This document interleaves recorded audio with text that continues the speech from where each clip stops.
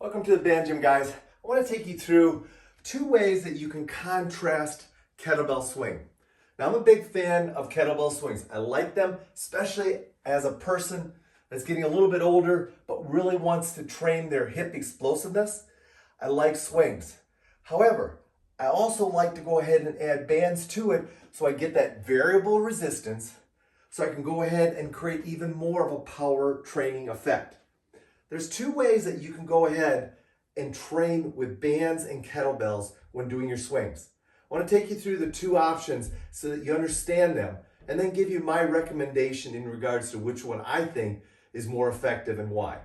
First and foremost, you can go ahead and attach the band directly to the kettlebell. So I just loop it through the handle and then I go ahead and stretch the band out and I stand onto the band.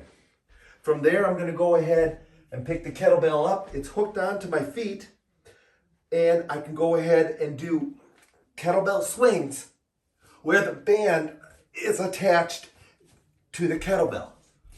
Now, a little bit about this setup that I'm not a big fan of. Number one, I think people will often try to use too heavy a band with this, and as a result of that, they don't get their hips involved as much. It becomes far more of a shoulder type exercise.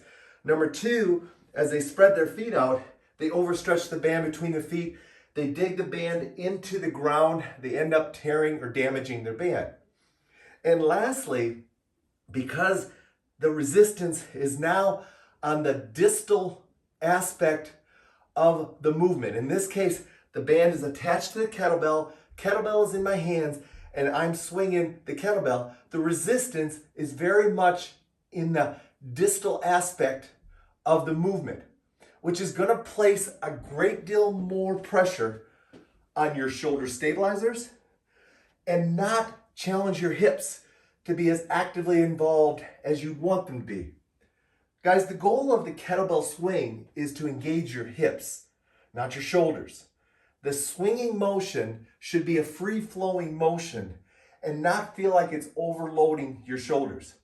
That's why I like to go to this type of setup, where I have the band attached and I can go ahead and step into the band and place it right at my hips. Now, because the band is placed at my hips, I immediately form a great hip hinge whilst doing the swings. So now I bring my kettlebell in, position myself, and I can go through and swing very freely the kettlebell, but the force is being placed at my hips, which is where we want the exercise to be emphasized. This is a hip explosive movement. I want the movement to occur at hips, not at my shoulders. So again, I highly recommend the hip attached contrast swing compared to attaching the band to the kettlebell.